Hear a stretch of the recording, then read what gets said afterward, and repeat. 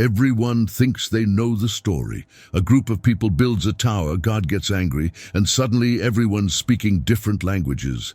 End of story, right? Not quite. What if I told you the Tower of Babel isn't just a tale of confusion, but a divine warning, a human rebellion, and a forgotten piece of our ancient history that echoes into the present day? This isn't just about bricks and mortar. It's about power, unity, and how close we came to something irreversible. Stick with me for the next few minutes, and you'll discover hidden meanings, ancient secrets, and a new lens to understand the world you live in. And hey, if you want more stories that dig deep into biblical mysteries with real historical context, consider subscribing and liking this video. It's a small gesture, but it helps unlock more revelations just like this. The Tower of Babel is one of those biblical stories most people skim over. It's short, it's strange, and for many it feels like a fable. But that's the problem. It's too short. Only 9 verses in Genesis chapter 11. Yet, those 9 verses hide a much deeper narrative. According to the text, humanity was united after the flood. They spoke one language, moved together, and began to build a city. But not just any city, one with a tower that reached to the heavens. God saw what they were doing and stepped in. He confused their language, scattered them across the earth, and the project ended. But why? What was so threatening about a group of people building something together? That question changes everything. On the surface, it seems like God didn't want humanity to unite. But that goes against so many other parts of the Bible where unity is encouraged. So again, why this reaction? What was so dangerous about this tower? To answer that, we need to dig deeper into the motivations behind it. Was it pride? Sure, that's the usual answer. But what if it wasn't pride alone? What if it was fear? Think about it. The people of Babel were just a few generations removed from the flood. Their ancestors saw the entire world wiped out.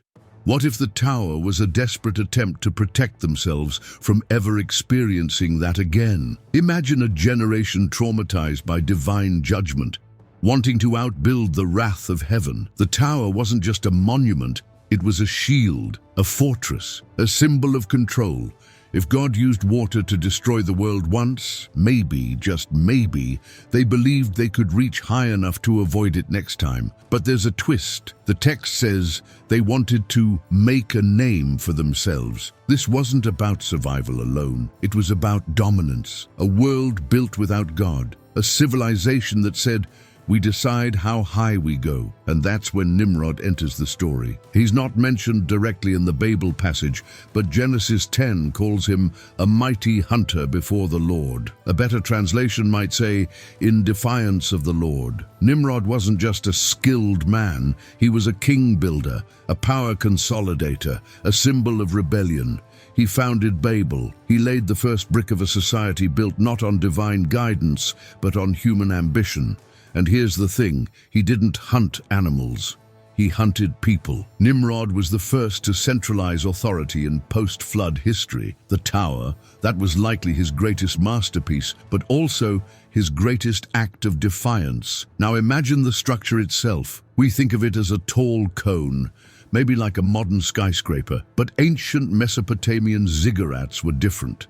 They were massive, multi-layered platforms, functioning as temples, observatories, even political centers. Some theories suggest that the Tower of Babel wasn't just tall, it was complex. Tunnels, chambers, levels devoted to different gods or rulers. Some historians even speculate that they possessed knowledge of mathematics and astronomy far beyond their time. Could they have had help? Some traditions suggest fallen angels, beings known as the Watchers, may have passed forbidden knowledge to early humans. Whether literal or symbolic, the point is clear. They weren't just building up, they were building against. That's why God's reaction becomes even more meaningful. The Bible says he came down to see what they were building. That phrase isn't random, it's deliberate. The creator of the universe steps down into human history not to destroy, but to prevent something worse. His concern, now nothing they plan to do will be impossible for them.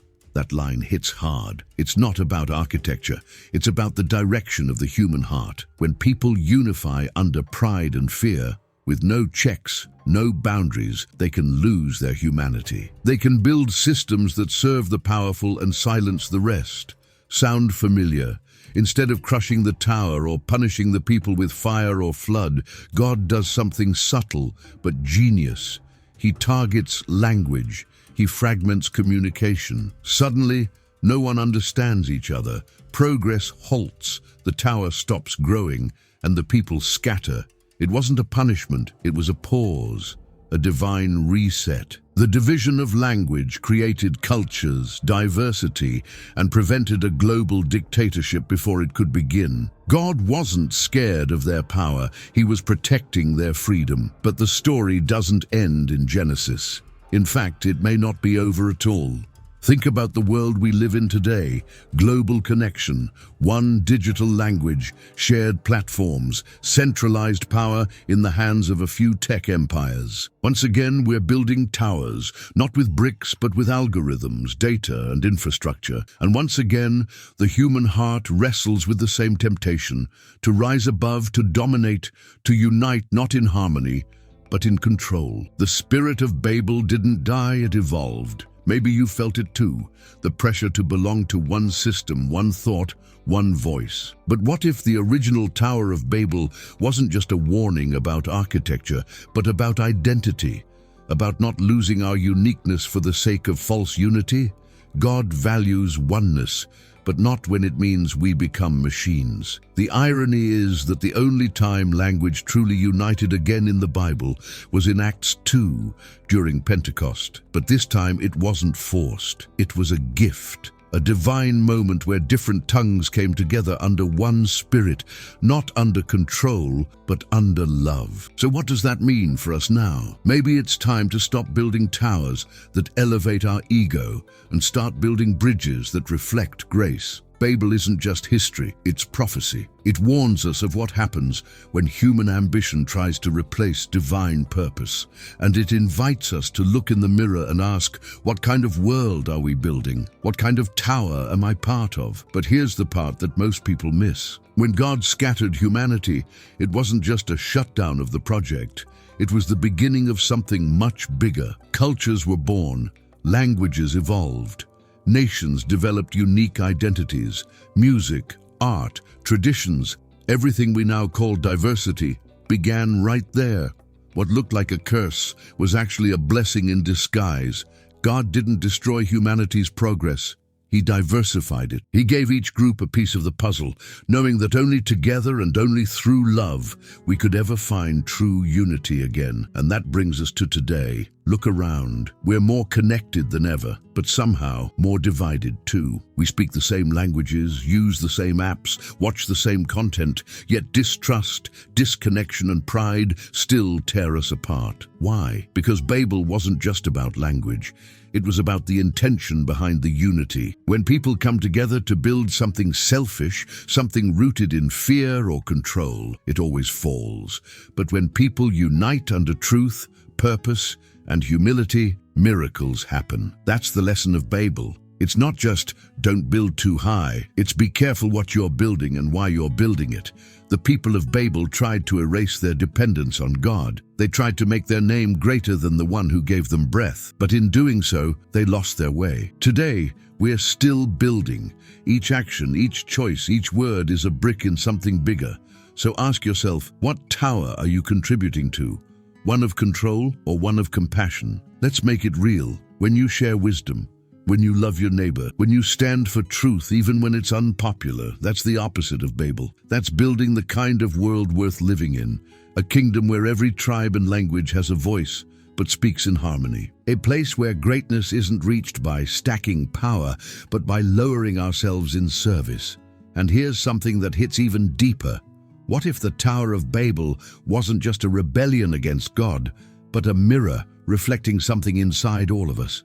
That desire to be in control, to build something impressive enough that we don't need to rely on anyone, not even the Creator. It's subtle.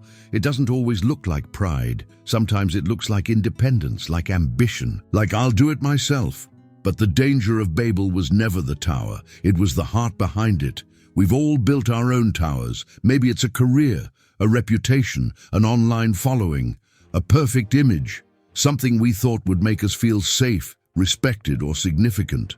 But just like Babel, those towers can rise fast and fall even faster. Because when you build on fear or ego, it never lasts. So the question becomes, what are you building? Not just in public, but in private. What are you stacking brick by brick when no one's watching? That's the brilliance of how this ancient story still speaks today. It doesn't matter what language you speak, what country you live in, or what belief system you follow. The message is universal. When we build apart from divine purpose, we always build toward collapse. But when we build with God, when we surrender the blueprint, we create something eternal. And maybe that's why Babel had to fall, because God wasn't trying to stop our progress. He was redirecting it. He was saying, there's a better way, a safer foundation, a higher purpose. And we see glimpses of that throughout the rest of the Bible. Unity through love, not control. Power through service, not status. Identity through calling, not fame. What if your life right now isn't a broken tower, but a construction site? What if the scattered bricks you see around you are waiting to be rebuilt, this time on the right foundation? Not to make your name great, but to reflect the one who gave you a name in the first place. That's what we're trying to do here, on this channel, with this community. Build differently, dig deeper, rethink what you thought you knew about these ancient stories. And if that speaks to you, don't just pass by. Be part of it. Hit that like button, not because of the algorithm, but because these truths deserve to be heard. Subscribe not just to follow, but to join a movement of minds waking up to something bigger.